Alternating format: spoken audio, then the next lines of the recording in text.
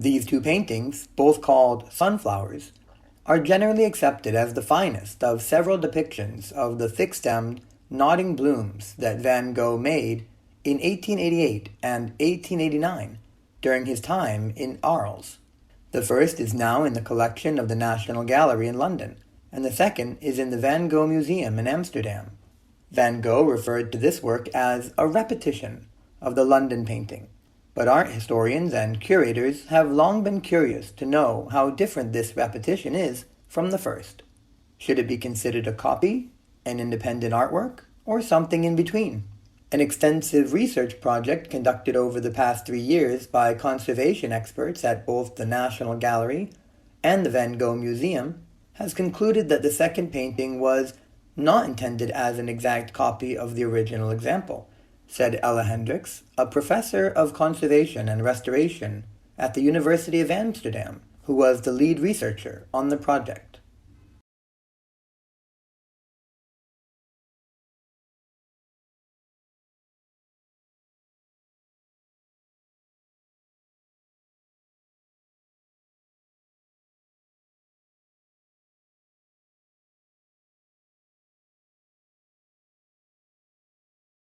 There are some 250 million cars in America, 250 million cars in the country with just over 300 million people, and most of those vehicles, of course, are gas-powered. This poses a huge challenge given the limited supplies of oil and the growing urgency of the global warming crisis. But there is good news, according to our guests today, and that is we have the know-how and the technology to build sleek, fast automobiles that don't use gasoline. These vehicles of tomorrow are powered by hydrogen, electricity, biofuels, and digital technology, and they already exist. So what's stopping us from putting them on the roads? Our guests today will help answer that.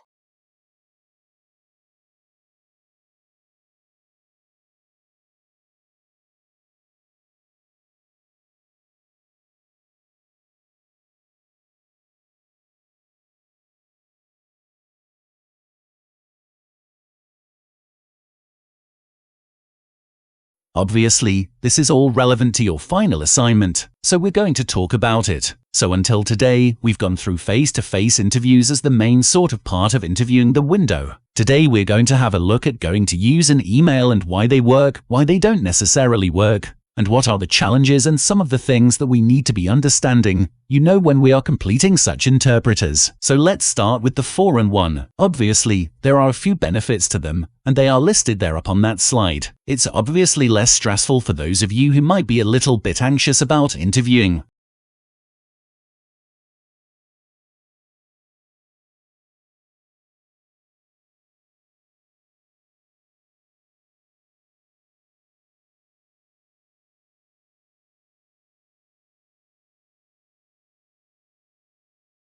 Dogs aren't just man's best friend. Previous studies have shown that kids with dogs are less likely to develop asthma. Now a new study may show how, if results from mice apply to us. The work was presented at a meeting of the American Society for Microbiology. The study tests what's called the hygiene hypothesis. The idea is that extreme cleanliness may actually promote disease later on. Researchers collected dust from homes that had a dog. They fed that house dust to mice. They then infected the mice with a common childhood infection called respiratory syncytial virus, or RSV.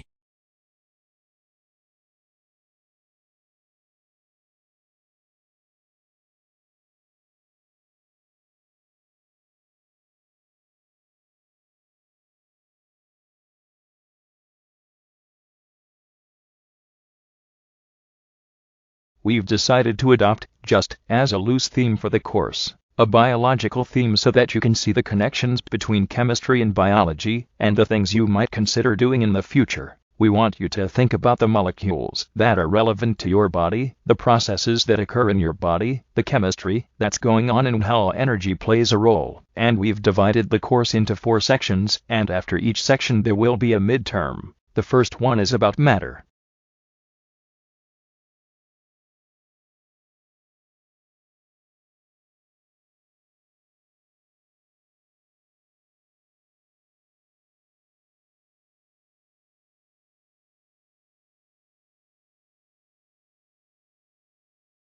One seminal difference in policy remains: the coalition has not matched what is Labour's most important innovation promise, that is to bring together responsibilities for innovation, industry, science, and research under one single federal minister. Innovation responsibilities currently lie within the powerful Department of Education and Science, and while there is a separate industry department, it has little influence within Cabinet. This has hampered policy development and given Australia's innovation policies a distinct science and research bias. It is the scientists rather than the engineers who call the tune in innovation policy in Canberra.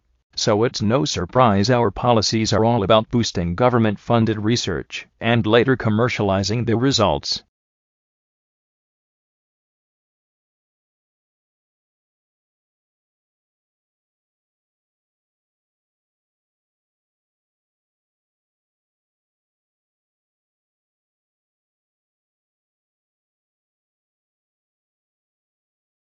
I'm going to argue that the tremendous increases in productivity that we associate with the Industrial Revolution originate not so much from changes in science or technology or new inventions, where England was far from unique, as from changes in attitudes towards morality, towards what constituted the good, attitudes towards property, which became in England individuals long before it did on the continent, attitudes toward the proper role of government.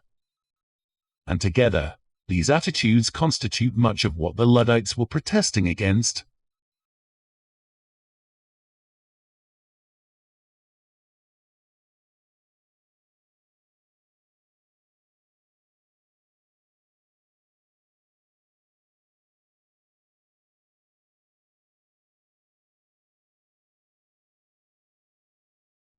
We are trying to understand the locomotion of one of our closest living relatives, which is the orangutan, and also the locomotion of all of the apes and the common ancestor of humans and the other apes. And in that area, we have had a big problem traditionally, and that we know a lot about how they move around the forest. I've been out to the forest and spent a year recording the different types of locomotion they use.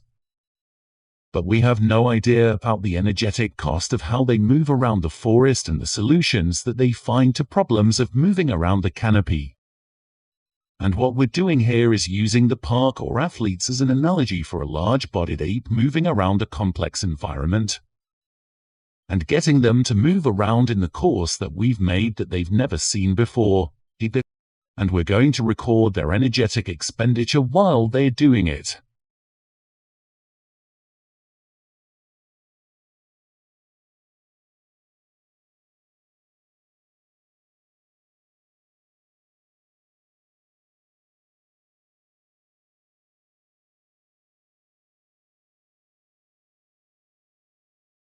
Lead-in time is the amount of time that elapses between a business placing an order with a supplier for more stock or raw materials and the delivery of the goods to the business. Businesses want the lead-in time to be as short as possible, so that they can meet their customer orders and minimize the time between paying for the stock and receiving the revenue from the customer. However, this may not happen due to a number of factors, such as delays in the supplier receiving the order, or the breakdown of the supplier's lorries delivering the stock to the business.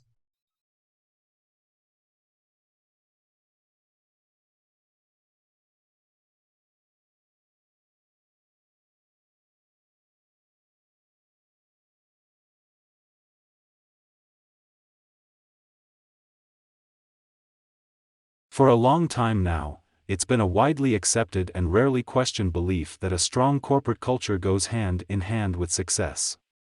However, a recent study has cast some doubt on this principle. After all, the authors of the report argue for culture. A company builds up may be strong, but wrong. There is little point in every employee marching to the same tune if they are all marching in the wrong direction.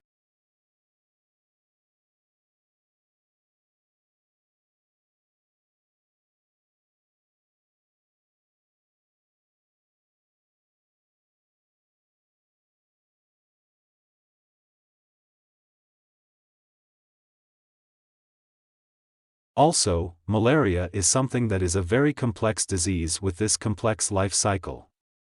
That means that if you're going to eliminate it, you have to be able to target cute parasites and humans. You have to be able to target parasites in the mosquitoes, that mosquito population. And so that requires a lot of resources.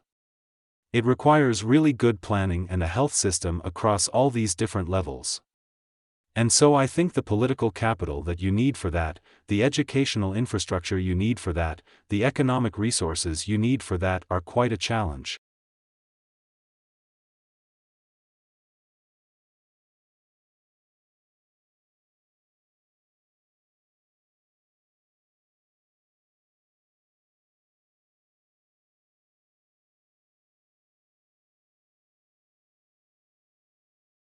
Belief is the human capacity to imagine, to be creative, to hope and dream, to infuse the world with meanings, and to cast our aspirations far and wide.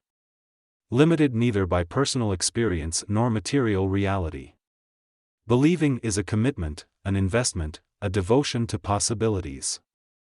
Beliefs permeate neurobiologies, bodies and ecologies acting as dynamic agents in evolutionary processes. The human capacity for belief, the specifics of belief, and our diverse belief systems shape, structure, and alter our daily lives, our societies, and the world around us.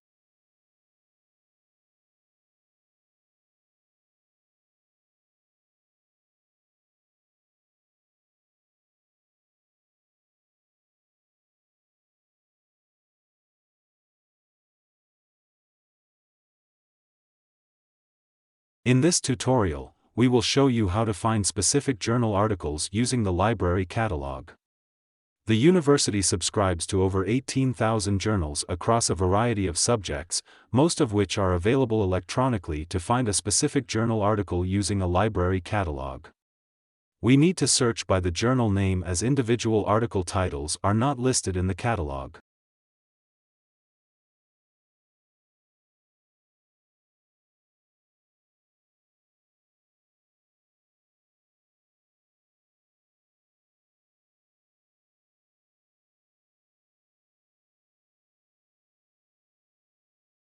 Green chemistry is a concept designed to develop technologies which allow chemistry to be practiced with minimal damage to the environment, or in an environmentally compatible way. And it's meant to cover both chemical processes and chemical products.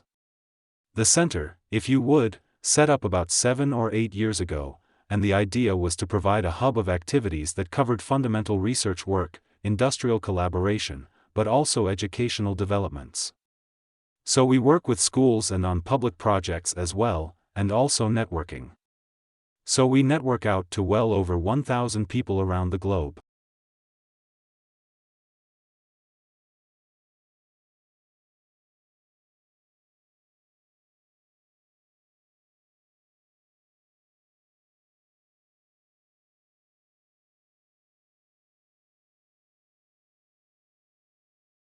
The thing that makes it difficult is because even if life had evolved on Mars, the chances of being preserved are very small.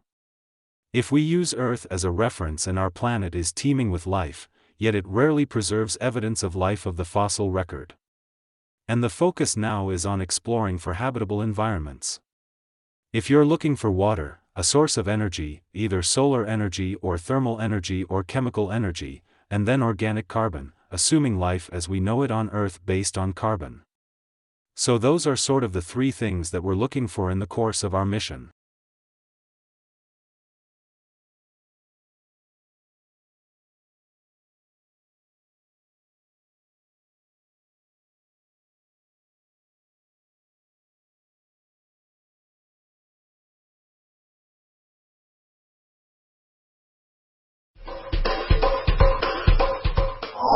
Some ecotourism offers visitors close encounters with different species, but new research suggests that these activities may not be so great for the animals. Researchers tagged stingrays in Stingray City in the Cayman Islands to monitor their movements and behavior. Compared to stingrays outside of the tourism area, those in Stingray City switched their activity patterns from night to day, when tourists handed out food, and mated year-round instead of seasonally.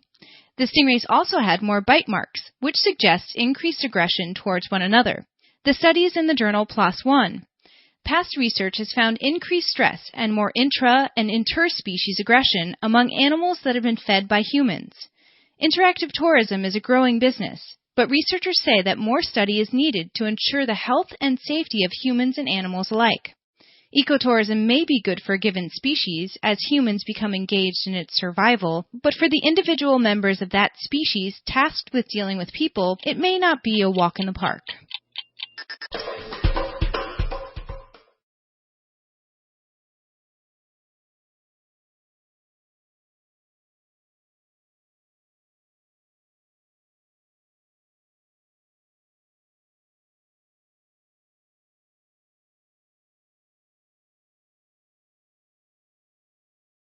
Now, millions of roses get handed out on Valentine's Day, but growing roses has an environmental impact worse than many other crops.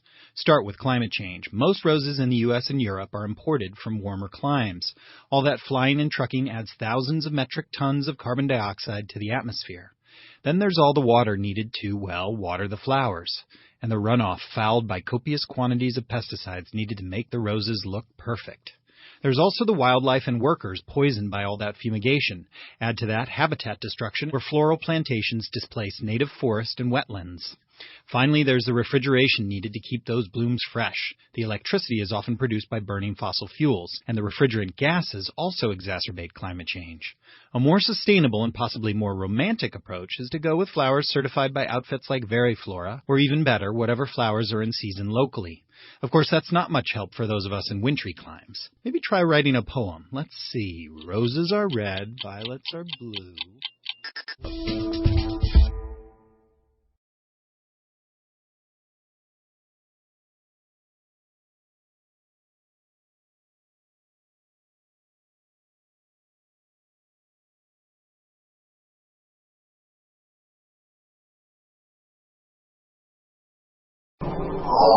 We have ignition. We have liftoff. Let's say you've saved up $200,000 for a trip to space with Virgin Galactic. Lucky you. But are you healthy enough to fly? You'll have to talk with your doctor. A new study in the BMJ outlines the role that general practitioners will have to play in commercial spaceflight. After all, astronauts typically have to be in tip-top shape, but opening the door to the paying public means that less healthy individuals will soon have access to space too. And the stress of spaceflight, combined with the negative effects of weightlessness on muscle and bone, could cause real problems. It may be up to your personal physician to make the go, no-go call based on your medical history. Among the potential hypotheticals floated in the BMJ study, can my patient with stable angina and a pacemaker for complete heart block participate in a suborbital Virgin Galactic flight? What is the maximum allowable time that my patient with osteoporosis can spend on a planned vacation at a space hotel? There are no official answers, yet, but the study's authors note that such questions may be in the air, or lack thereof, in the not-too-distant future.